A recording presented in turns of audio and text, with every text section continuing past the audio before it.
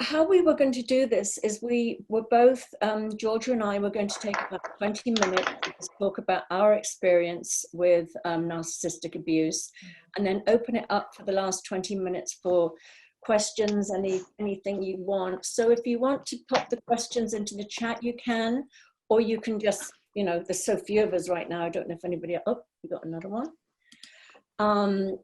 You can always just, we'll see at the end, we'll see at the 22 mark how many people we've got, and I'm sure we can all see each other, so just raise our hands. Okay. All right, so how do you want to do this, Georgia? Who would you like to go first? You go first, my sweetheart. You've done many of these. This is my first one, so I'm on a learning curve. Okay, all right, but we're all on a learning curve. So that's true. Okay, so I'll introduce myself first. I'm Adey-Jones, and I'm a 3 principles practitioner, and I specialize in the area of codependency and narcissistic abuse. And a little disclaimer here, we all know in the principles, we don't label people, we don't diagnose people. So what we're actually doing is just pointing to a set of behaviors. We know anybody can change. If they have an insight and they see something differently, or they see how the nature of thought is creating their reality, anybody can change. So with that little disclaimer, I'd like to go ahead and just give you a brief little bit of background on myself and why this is my area of expertise. So basically, as I was just telling Georgia, I grew up in North Wales. I was born in the late 50s. And it was very puritanical, Bible thumping, religious community. And I was the product of an affair between my mother and my father, who happened to be married. And their affair lasted for 8 years, and they had 3 children. And it was very frowned upon in that community. And believe it or not, I never met my father. For some reason, and this is pointing to narcissism right here, they were, and I adored my mother, so I could get that one out there.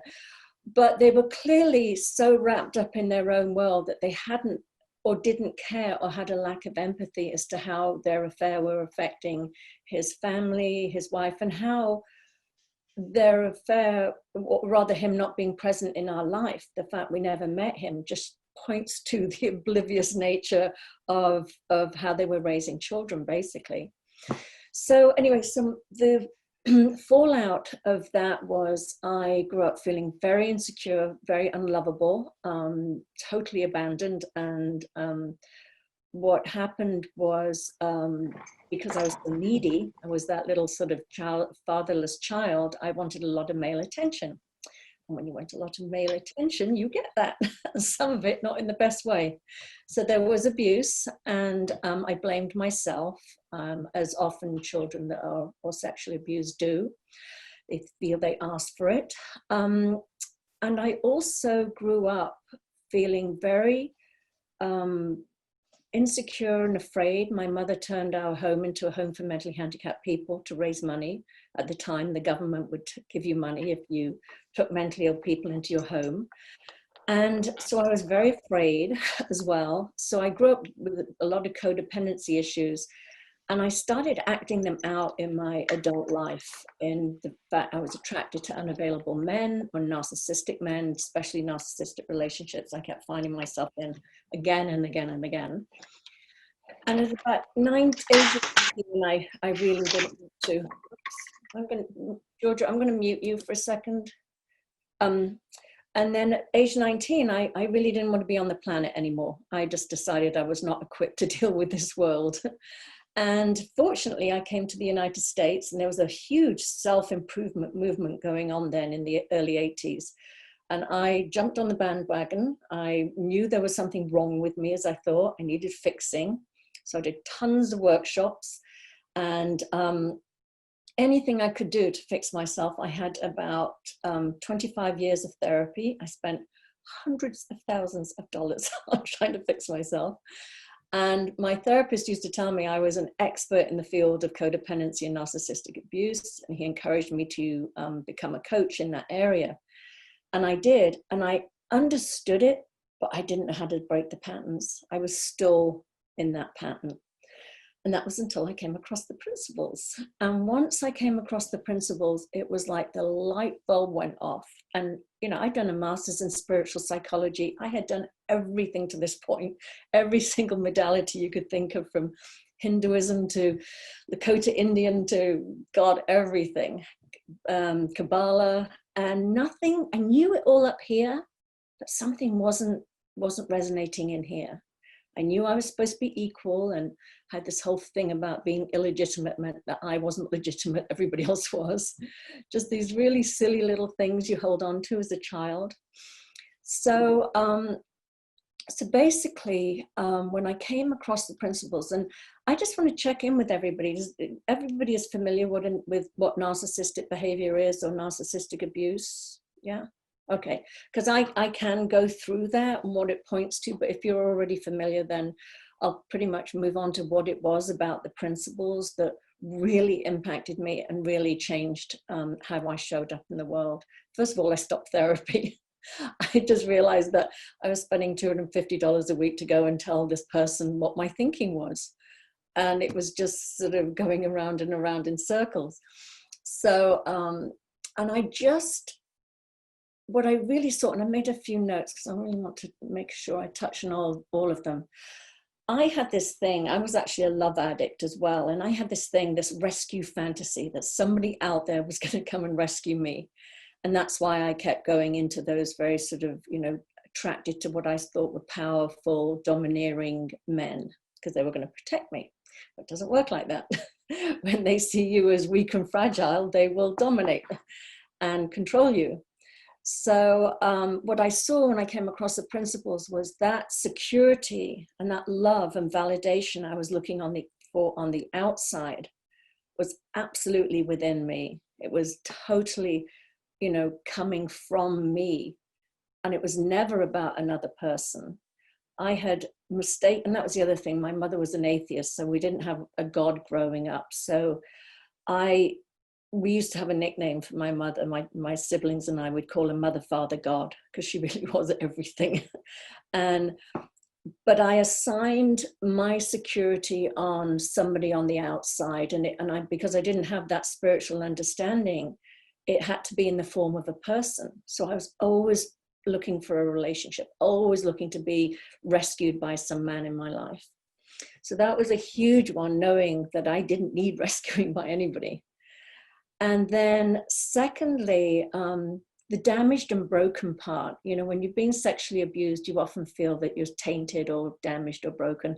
And knowing that absolutely never touched the essence of who I am. I always use my little, my little snow globe here with a little Buddha in there. When I really knew that that's who I was at my essence, it didn't matter what happened in the world of form. It didn't matter what happened to the physical, because that's so minute compared to the spiritual. You know, it's like that 4%, Sid said, and the rest is 96%. It's like, really? Am I going to focus on what happened in the 4%? Or am I going to look over here and see myself as that beautiful, incredible spiritual being that I am, that was never touched, never tainted, never damaged? So that was a huge one. Another one was, again, knowing that as a spiritual being, we all come onto this earth equal. Nobody is better than or less than another. So that whole thing about being illegitimate and less than was completely out the window. It was like, oh my God, I am equal to everybody else. In that tiny little 4% of my human being, I show up a little differently. I'm a little shorter, a little fatter, a little whatever, more wrinkled. But that's the only area where we're different, is in that physical form. And we're all beautiful, whatever that physical form takes. It's just a tiny expression of our spiritual energy. And that's where we're all equal. And I'd heard that for years. And it just didn't drop. It was in here and it just hadn't gone into here. What was the other one? Oh my God, huge, separate realities. When I understood what separate realities was, again, I didn't take anything personally. You know, I think as a young child, you can't fathom why an adult, oh, we're having somebody come in late, why an adult wouldn't show you love. So it's much easier to think you're the one that's at fault.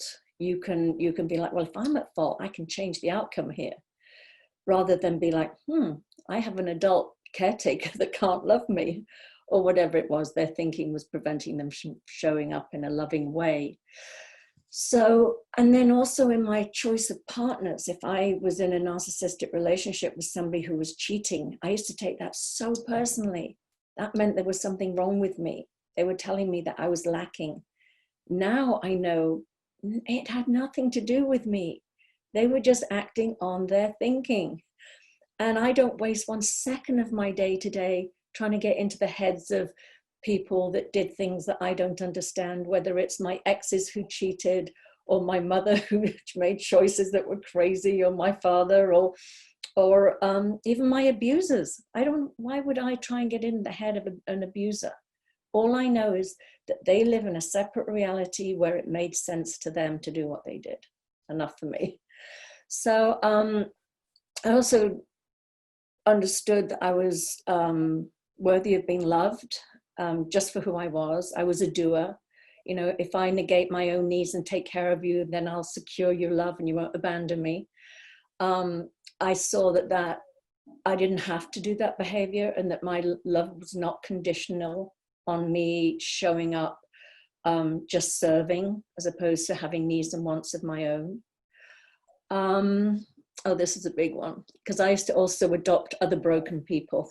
So often when you've been, narcissistically abused, you feel, as I say, broken and damaged, and you seek out other broken, damaged people. They'll understand you and you'll understand them. And when I saw that I had incredible resilience in me and innate well-being, and I was going to be okay no matter what, that gave me permission to see that in other people too. So I stopped trying to rescue people. I stopped trying to reform people, or addicts or whoever it was. I mean, lost and broken, it was like, hey, I'm your girl. So that was huge for me, because it was, again, when you grow up in a narcissistic environment, you feel responsible for other people's feelings. That's what your narcissistic parent does. They parentify you. You have to take care of their needs and wants. What was the other one? Big one. And I don't even use the word forgiveness, because forgiveness seems to point to that somebody did something wrong. And I think when you really understand in the principles that everybody is doing the best they can with their level of consciousness in that time. And for some reason, I often think about my mother especially. It was like she didn't see the danger by filling her house with mentally ill and mentally handicapped people, and we didn't have a separate dwelling or anything. We were all mixed in. And I think she was in survival mode. I think her intention was never to have her children harmed. She just was doing the best she could. And I think also, I don't understand my father's choices. I feel terribly sorry for his original family, and I've reconnected with my half siblings, which is unbelievable that they would be so incredibly wonderful and kind and non-judgmental towards my mother. So we're one big happy family now. It's quite funny. So yeah, that's pretty much it for me. I would really say that's how the principles impacted me. I have an amazing life. I show up in ways that I never, ever would have thought possible before coming across this understanding. I have a radio show, and YouTube too, so I'm on camera. I mean, I was painfully shy and riddled with shame for the first, 50 odd years of my life. The fact that I can sort of get over that, the fact that I can have a healthy, loving relationship with an amazing man that's loving and supportive is a miracle in itself. How I show up and parent my children. Oh gosh, we're having people pop in late here. But yes, how I show up as a parent, being really aware of sometimes, I mean, it's easy to see abusive behavior, narcissistic abusive behavior, when it's really overt, but when it's so subtle, especially with sort of patterns of parenting, my awareness about that has been remarkable, and sort of I really see how I'm showing up as a much healthier mother now. And with my clients, oh my God, when I used to coach clients before, I could make them feel, help them feel better in the room.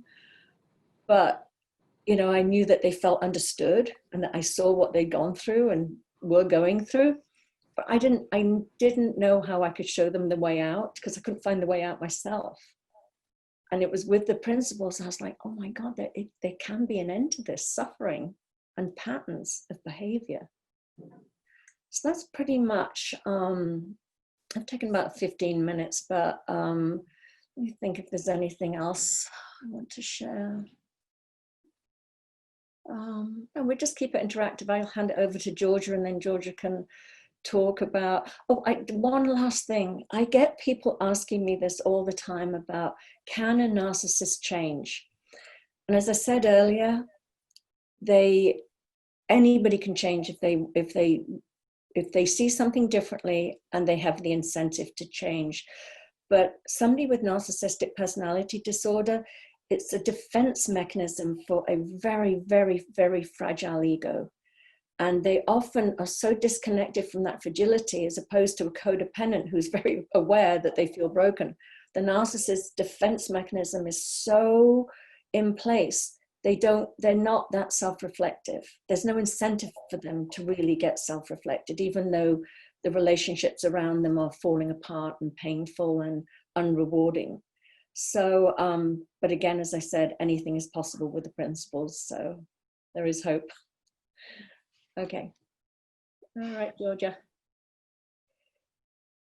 Oh, you're muted. I'm going to unmute you. Hi, I'm Georgia. I'm not muted now. I have a voice. It took me a long time in my life to discover that I did have a voice, and a voice that was worthwhile something, as opposed to one that needed to be quiet and in the background and never heard. So actually that's a really relevant start for me. My narcissist was my mother, who was a very clever, very intuitive, brilliant businesswoman. They didn't have a clue how to be a mother, how to be someone to support you, how to love you, how to care, how to understand. Because actually she was so involved in her own story that she couldn't see anybody else's. So the whole thing, I don't know the technical terms or the whole psychology thing that Dell uses, but I guess, yes, I was a codependent from the point of view that I spent a life trying to keep someone else happy. It was never about my own happiness. And it actually took for her dying when I was 52 for me to go, this is the first time in my life I feel like I'm breathing for myself. And I think there are so many of us out there in relationships, whether it be our husbands, our mothers, our fathers out there, where we keep treading water until something happens and you go, oh, actually, I'm in here, but I didn't know I was in here. So she died. And then after, I discovered the principles, a couple of years after. And that was so liberating because it allowed me to see for the first time, whereas I'd spent, as Dell says, a whole huge portion of my life trying to fix me because what I'd heard was there was something wrong with me. It made me realise there was nothing wrong with me. It was just her story. And actually her story that had come down from her mother. She was one of 10 children, last one, never cared for. Again, a brilliant businesswoman as her mother. And it was just a repeating pattern. And she was always trying to live up to the expectations of her mother that she didn't see and never ever knew was caught in her own story.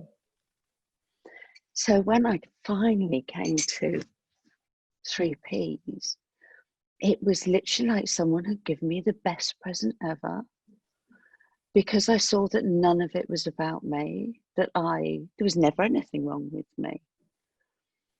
And all the hurt that I'd carried through life was just me falling into her story and not realizing that I was free to have my own story. So what the 3Ps gave me, in certain respects, was a mother back that I'd never seen, and actually that one that after her death, I have probably had more compassion for than I did during her life, because during her life I was involved in my story of my hurt.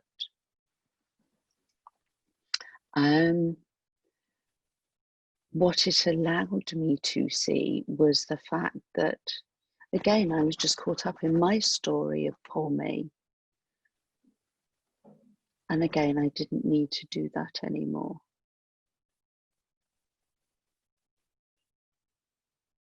And it allowed me, I was already a different parent than she was. And my eldest is 31 years of age now, so I'm an old parent, if you know what I mean. And the 3Ps really did allow me in the last few years to step out of possibly what were behaviours of mine that I had taken on from her, and to actually truly allow my own children to have their own freedom and know that actually that's right for them. And as a parent, the greatest gift I can give to them is their freedom to be who they are. My one consolation is I discovered that when they were a lot younger and didn't have to wait until they were 52 to discover it. What else did the 3Ps give me? I saw how she tried to be kind sometimes in her thinking, but it was her thinking that involved her story that was her effort at kindness. The one thing that I would say is the fact that her narcissism also went on to my children. When my daughter was ill, seriously ill for a couple of years, and I had to step out of being in my mother's shadow because actually I had someone else who needed me far more. My mother, in the 3 years that my daughter was at home, and went between not being able to walk to being in huge pain, emotionally, physically, in every single way. My mother in 3 years never phoned her because she hated the fact that my daughter's illness took me away from her. So her lack of compassion, her lack of seeing anything outside of herself, couldn't even connect with her granddaughter's illness. It was so all-consuming, her story. And that was a great sadness for my daughter, because my daughter thought for a long time there was something wrong with her. And it took me a long time to really see what she was doing to my daughter. And I remember having a conversation with my mother saying, she said, well, I don't know what to say to her. And I said, well, tell her you love her. And my mother couldn't even say that to her, which was the saddest thing in my life, because what my mother missed out on so hugely was love and compassion and sharing, which is what this amazing community has within it, what understanding 3Ps have, that we are all love, that we are all one, that we are all connected. And yes, we get involved in our thinking and our story, but we can fall out of it. And when we fall out of it, we are amazing beings. We are 96% spirit. And that spirit is just love. So the 3Ps gave me freedom to see that actually I'm me and that's okay. And actually she was herself and that was okay, no matter how it turned out. It was just where her thinking was. So I don't know if that explains anything or what the 3Ps has brought me, but I know I can breathe now and I can breathe every day. And I know my daughter can breathe every day and my children can breathe every day. But they never did when actually she was here. And that's just so sad for her.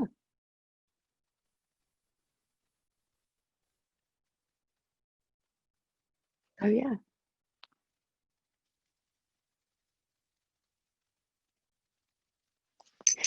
That's beautiful. Thank you, Georgia. That was really, yeah, it is terribly sad. And as you say, it's that, it's almost, it is an emotional handicap. And there's only so much we can expect, but that lack of empathy, that, you know, that's something you can't teach. It just has to come from insight. Something has to happen.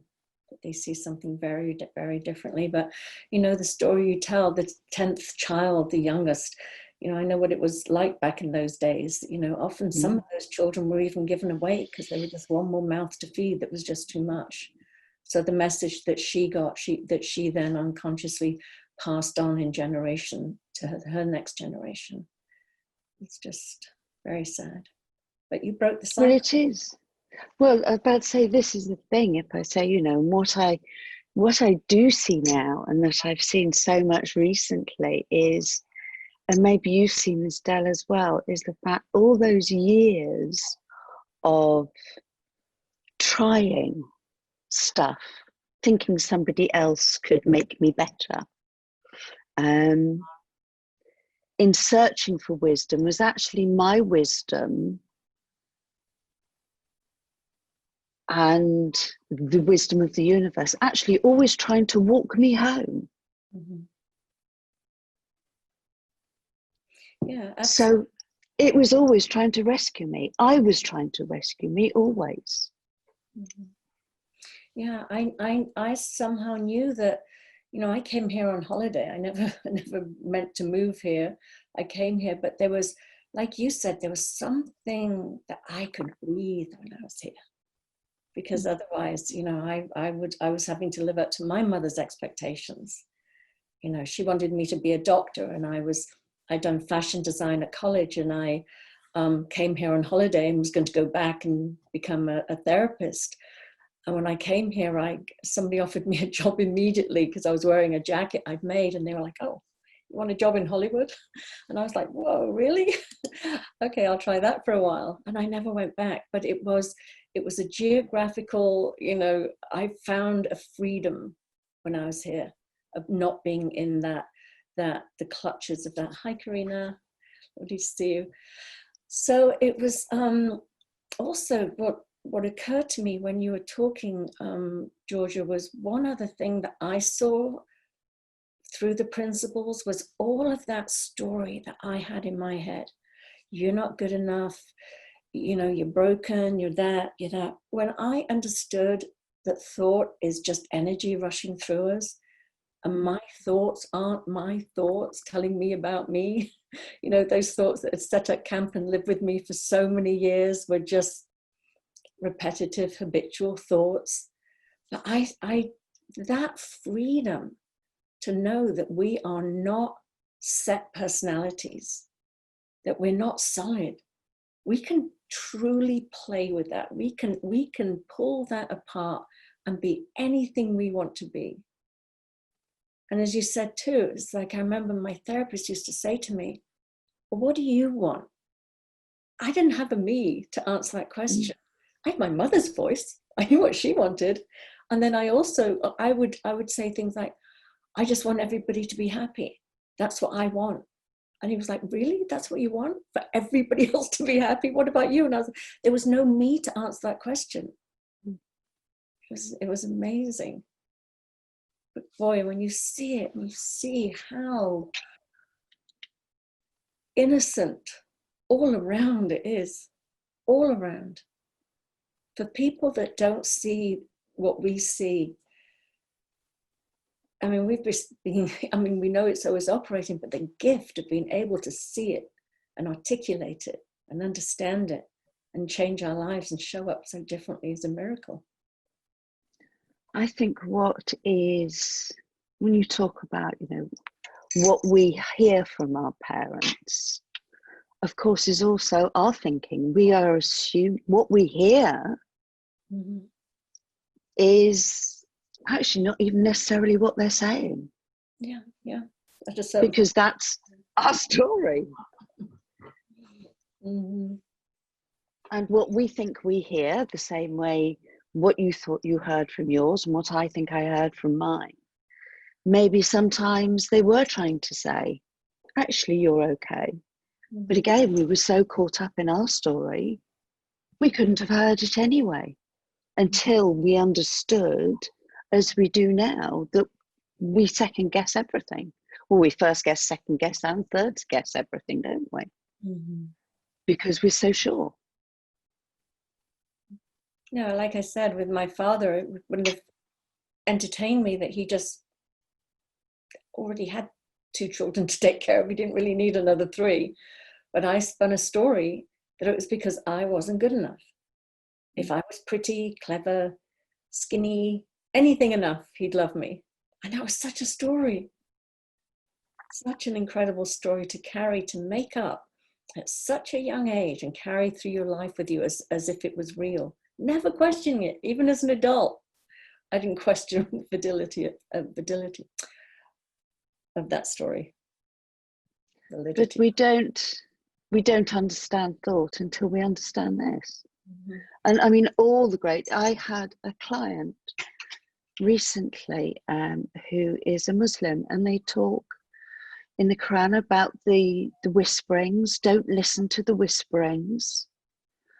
And it was so beautiful to hear this, because that's what thought is, that whispering that goes on all the time, that they talk about it just in the negative sense, where of course actually those whisperings are good and bad. They've given it a label. What I see is, and what we all see is the fact that whether it's good or bad, it's all just whisperings. You can't just say, well, I'm not listening to the bad stuff and I'm only going to listen to the good stuff, when you truly see that it is all just universal energy and it's just streamed thought. Exactly. It's universal thought. We just put our hook in whatever bit we happen to see in that moment. And then label it, because we can change the label in a second. We don't have to change the thought. But I was wondering, does anybody else have any questions or anything they want to add to the conversation?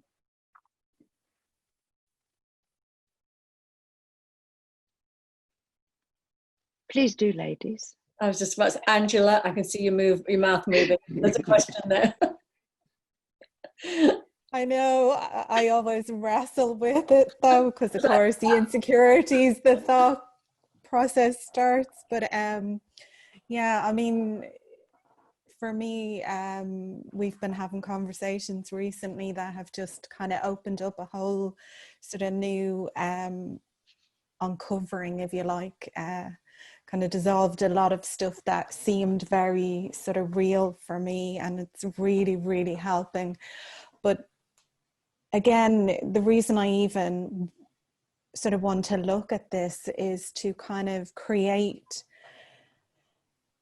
a new way of being in the world for as many people as possible, so that we don't keep repeating these things. And, you know, I would have come from that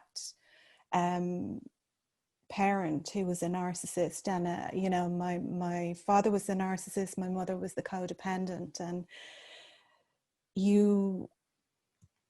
they're your models of what life is. They feed you what the world is. And, you know, I grew up with that, but I was also, there was a conflict to something I knew deeper, that there was, you know, this wasn't the truth of what it is. I kind of had an inner knowing of something different. So there was a conflict for a very long time. But what I'm trying to, for me, what I want to sort of find that way is of, when they say for children growing up in that, the most basic needs that any child has is attachment and authenticity. And what's known is that most children will give up their need to be authentic for the sake of the attachment.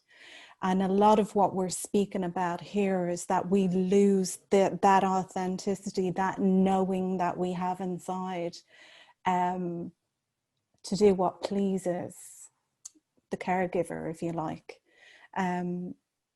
So for me, then, to try and use that knowledge to see through so much of how I show up in the world and how I behave in the world and how I am as a parent is huge, to know that. So again, you know, I hear so much of my story in both of what you've shared, and it's all about breaking that cycle. And, you know, we've spoken about how, yes, it's all thought and that's fine. But when you've experienced something, and it like, we have so much of our behaviors are subconscious, so much of our habitual thinking is subconscious. So when we get to see through that, it opens us into living more consciously and being responsive rather than being reactionary. And I just think there's a huge gift in that for me anyway. Yeah.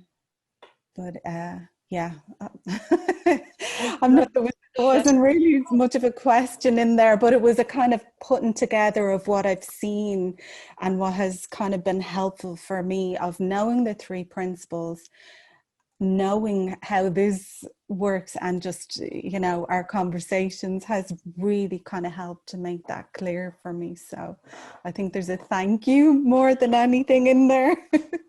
Well, thank you. And you brought up something really important I want to just comment on, and that can happen in this environment. And thank you for that. But it really is that disconnecting from the self, that the literally the because it's the fear of abandonment. I mean, adults cannot be abandoned, but children can. They need to be attached for their survival. So of course they're going to willingly give up the self in preference for the attachment. And I remember my mother innocently trying to make me feel loved by a father that never showed his face, never looked as we passed him going to school. Because we lived in little trailers in our backyard so that our house could be used for the mentally ill residents. And my mum had a separate caravan, so he would just visit late at night. And I would say, can he come earlier so we can meet him? And she would say, oh no, he can't, but he loves you. He really loves you. He always asks about you. And in my head, I'm thinking, so love looks like you never say hello, you never come earlier, you don't look at me in the street. But I think she was innocently trying to make me felt love. But I was like, my instincts were telling me something differently. And she was saying, no, what you're feeling is not true. What I'm telling you is true. And there's that disconnect. And I literally learned not to trust my feelings, because apparently my mum said they were wrong. They were telling me things that weren't right. And to regain that, to know, I mean, that took me years. I don't know about you, Georgia, but years to reconnect with, oh my God, I can trust what my intuition, wisdom, mind, whatever you want to call it, is telling me. So that's, I think, as you say, that is, if we can help people not suffer from that disconnection, that's huge. It's huge. So thank you very much for sharing that. I know when I was 18, my mother told me that the chap who I thought was my father was not my father, and that actually it had been her first husband. And the interesting thing is, the day she told me, I said, I knew my whole life, instinctively, I knew he wasn't my father. And what she then proceeded to tell me is that she'd told my younger brother years before this fact and sworn him to secrecy, so that I wasn't to know until she was ready to tell me. And then she couldn't understand why I was upset at the fact that my brother had known before I heard. She figured it was okay for me to know. And at the time, again, being so upset, so caught up in it, now what I see is, again, it was just part of her story and part of her protecting what she thought was the good image of herself. Again, it was nothing to do with me. I took it as personal to me, and I took it as she favoured my brother. She told him, she didn't tell me. And this is just, there are so many layers that you see in how a narcissist actually will just layer and layer and layer, and they don't see that anything's bad. But in a certain extent, and this may sound shocking, we're all narcissists in some way or other. Well, we need it. Exactly. Yeah. Because it's about our self-survival. But the difference is, we have empathy. We know the minute we see this understanding as well, that it's all just a load of crap anyway, because it's all just stories. And that sounds very flippant, as it's all just stories, but that literally is what it is. It's made up thought that's just all collective thought anyway. So just for the seeing, when you said, Angela, it's about breaking through, isn't it? It's just about seeing. Breaking through makes it sound really hard.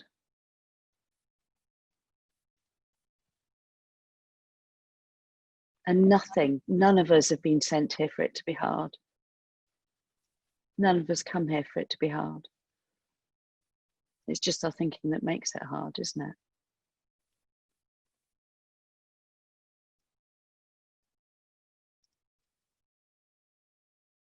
You all came here to love, is what I see now. Mm.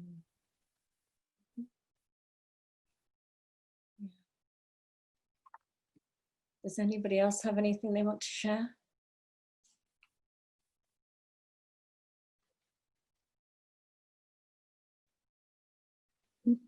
Or anything you've seen or want to see more around or anything like that?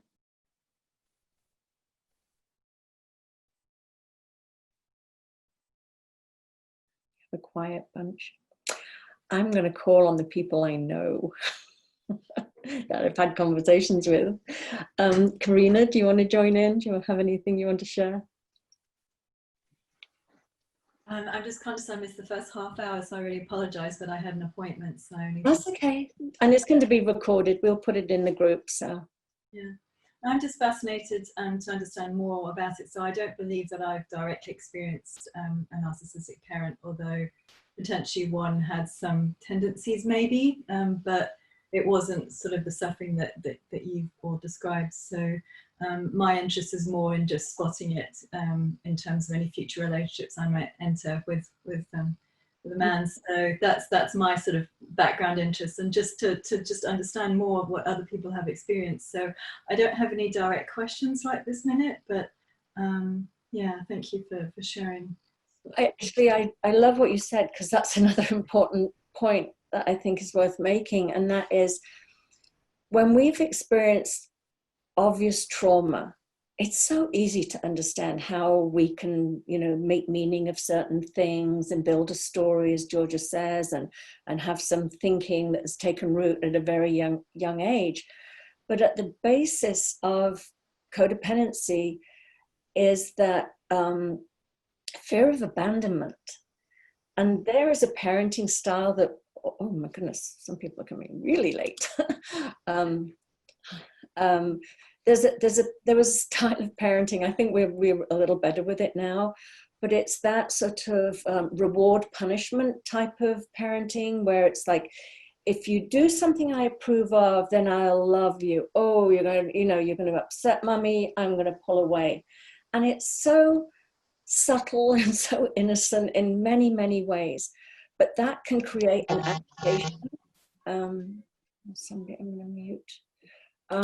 That can create an anxiety in a child of constantly sort of like, you know, the intermittent reinforcement of I love you, I'm withdrawing it, I love you. And you can start to develop, you know, codependency behaviors, which then set you up for narcissistic relationships. Just as something as innocent as that. And it can even be, it could be a teacher, it can be a sibling, it can be anybody that in any way suggested that you weren't completely and utterly lovable, unconditionally, just as you were. So even a parent that wants, you know, has ideals of, and again, it's innocently, it's like, I want my child to succeed in the world. So you get attention when you gain accolades, and it sort of disappears a bit when you don't sort of, you know, you're not the sort of high achieving, you're not getting A's. So it's so subtle. And sometimes I find with clients that the more subtle it is, the harder it is, because you keep dismissing it and going, well, you know, no, I didn't grow up in a traumatic childhood. It was a normal childhood. But what we're pointing to again and again, it's not to label people as narcissists or codependents. It's to look at where some of this thinking first took root, and to question it, and to just see that it's not true. As Georgia said, it's not true. But it happens usually so long ago that, and we created a whole story around it, that it feels so true. But there's an innocence to it. And I happen to love stories. I think it's how we connect as human beings. You know, it's gosh, it's just how we meet and say, yeah, me too, and things like that. So it's not that all stories are bad. I think it's just when they become so solid that, I used to say, even before coming across the principles, I mean, this is like wisdom talking. I used to say, we're making up shit all the time. If we're making up shit, we might as well make up really good shit. And because I knew there was a part of me that was making it up. I knew that I was really creating these stories about myself innocently, and I love that part about myself. I write. I mean, stories are what we write all the time. We share.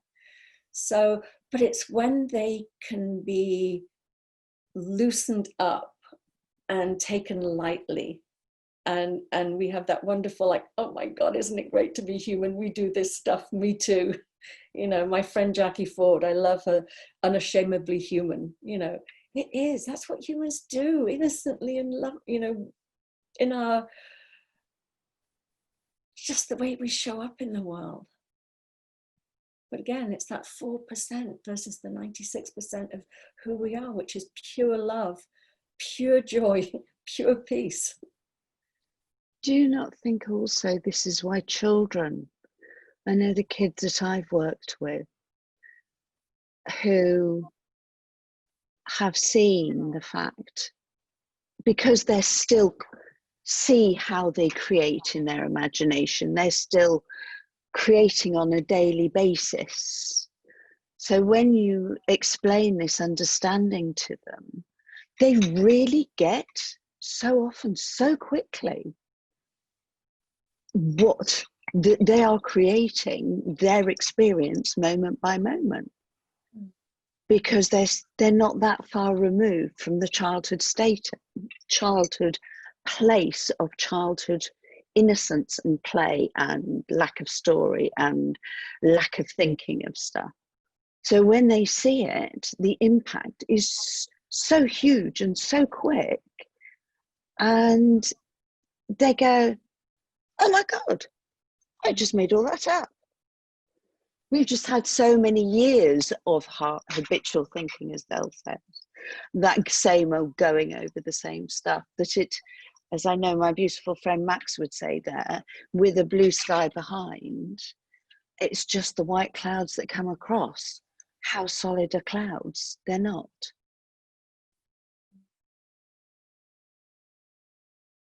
And if you turn away 2 seconds later, they look a totally different shape anyway, don't they? Because that is all thought is. And that is all their thought is. They just didn't look away for long enough. So their habitual short thought was so ingrained that it was their story.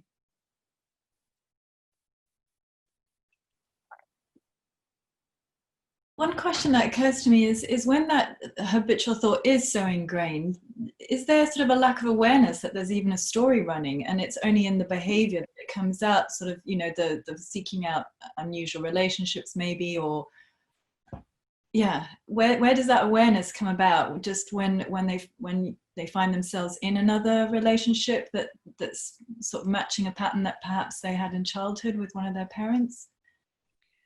I think it's individual. I mean, I think it's very individual.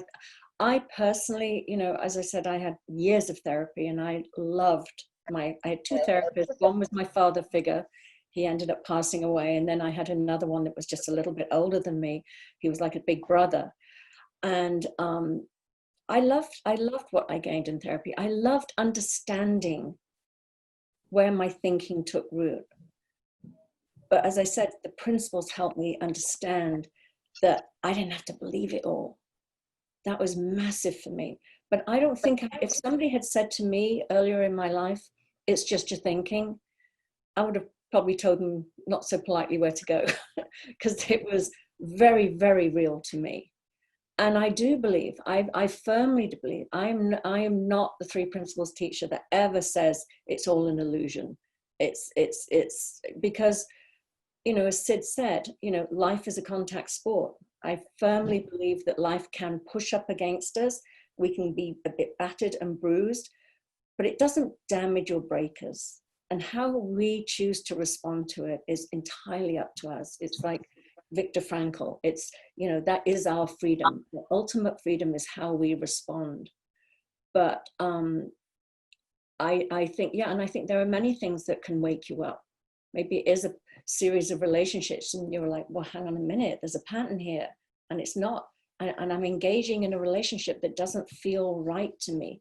Let me have another look.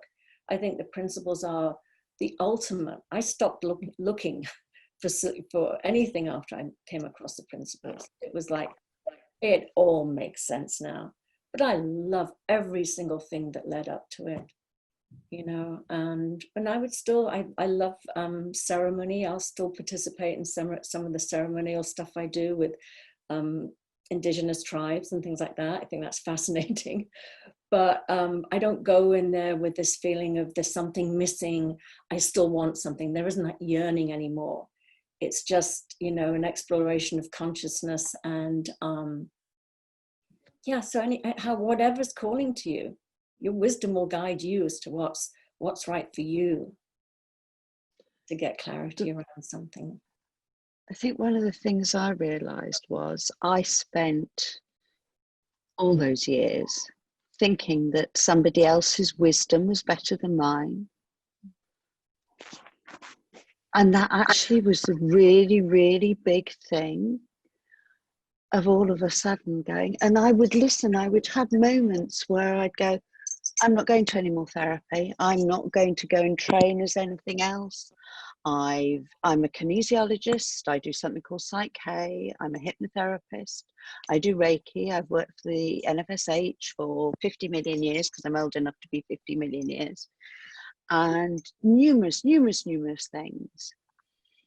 And all the treatments, and I'm trying to think of any treatment that I possibly haven't had, which I can't think of any off the top of my head.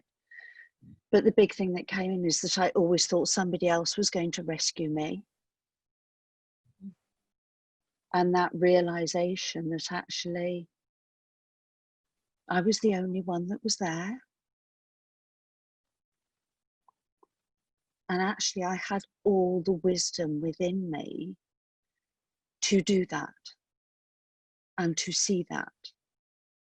And somebody else would help by pointing there, but what I saw was only down to me.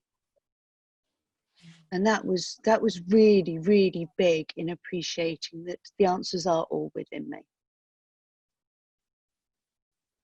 Yeah, I love that. Sometimes we just need some pointing. Yeah, exactly, and it's so true. It is, and that is the principles. Is that it is all inside us, but sometimes we do feel lost and disconnected from that wisdom, as we said, and clearly when we've had trauma as children, we want to be rescued. You know, we know at that moment when we're little we can't rescue ourselves, you know, or we think that, and which we can't, quite honestly, not as far as the sort of material survival skills that we need. But yeah, in the end, it is 100% down to us and our wisdom, and only our wisdom, because everybody's wisdom is their wisdom.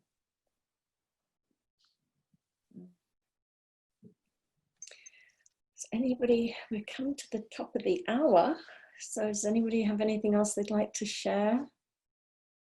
Sorry for you guys that popped on late. There will be a recording we'll put into the group.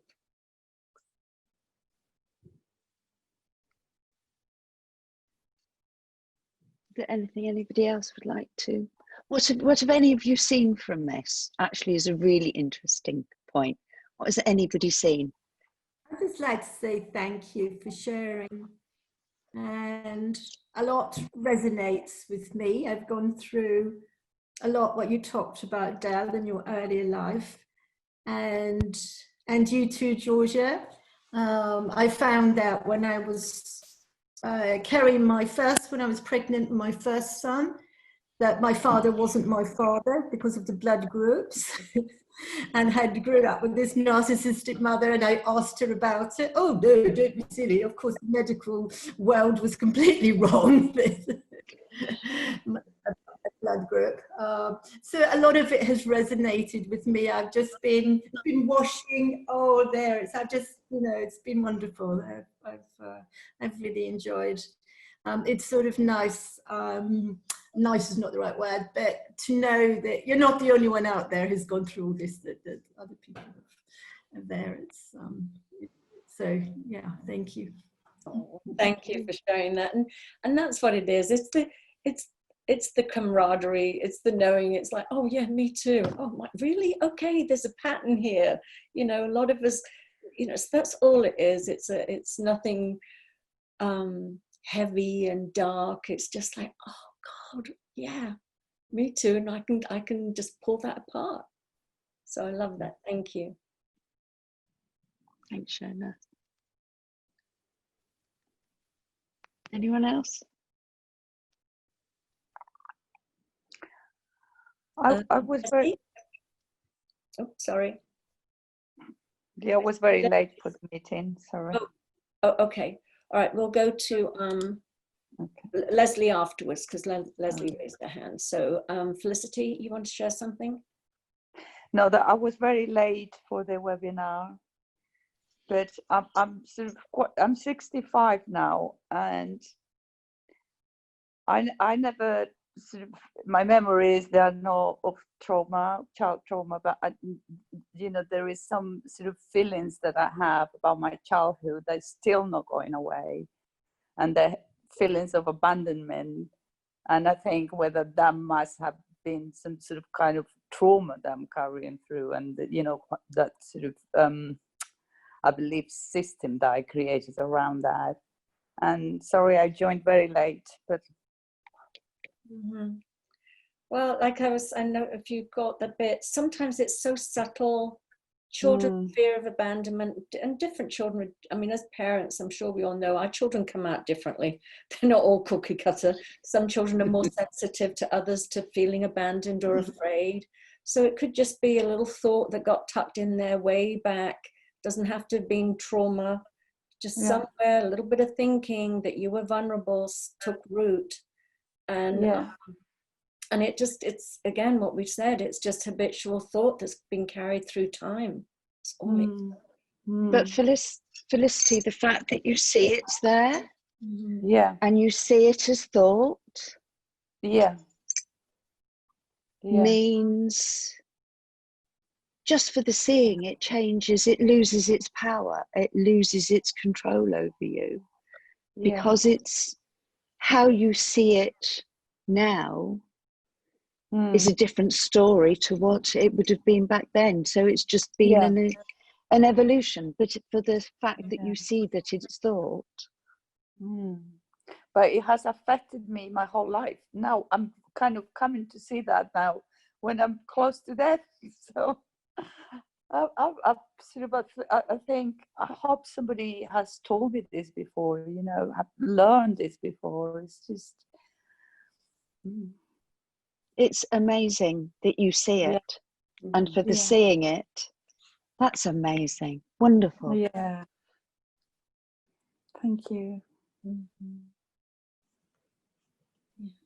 Thank you, Felicity. That's wonderful. Thank you.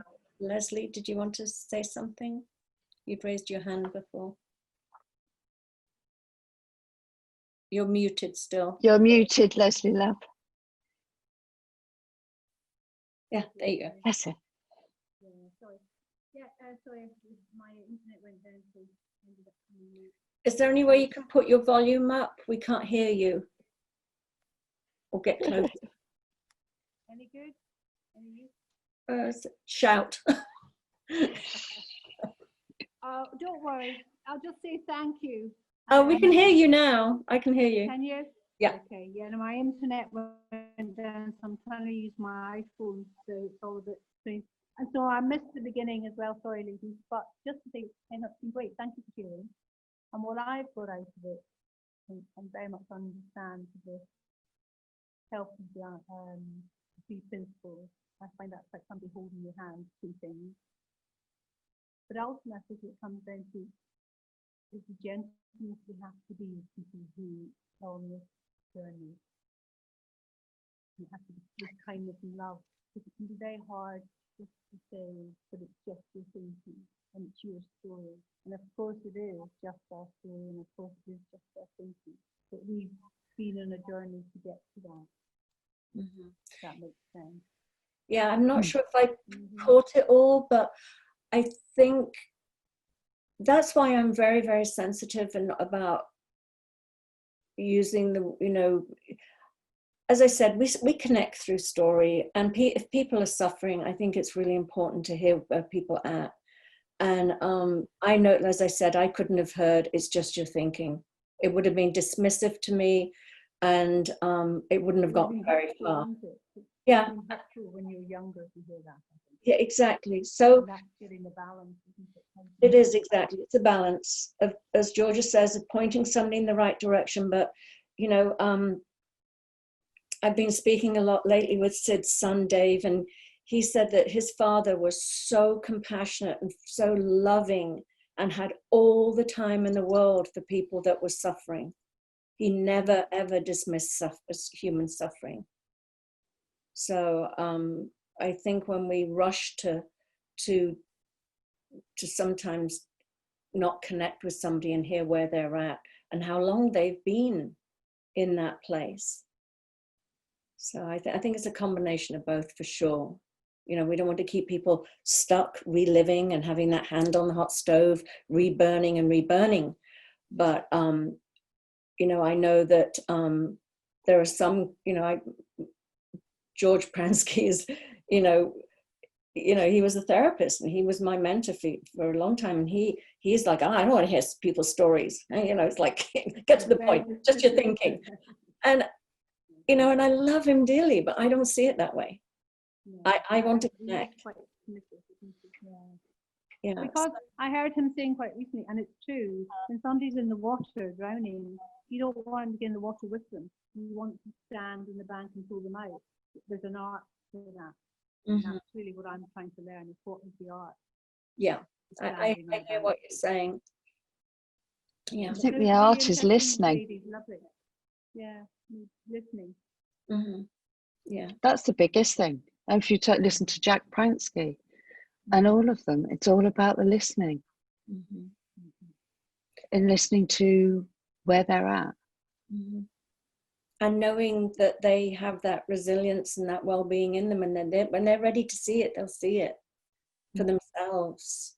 So we don't have... And when I say it's a story, I don't mean it flippantly at all. But in essence, everything that I see... Absolutely, we all know this story because we've done the journey. And so when you say, I know you don't mean it flippantly, but we've all done that journey, is what I mean. Oh, yeah. Yeah. What the art is trying to share when somebody has this taken first step. That's what I'm trying to learn, really. How do I stay in the bank and put the hands out and not get in the water with them? When you just listen and turn up and listen. Your wisdom will guide you, always does. And seeing that they have their own wisdom and you don't need to rescue anybody. Just hold the space for them. That's huge too. And to not have an agenda, to let them have all the time they need to get to where that they can hear themselves.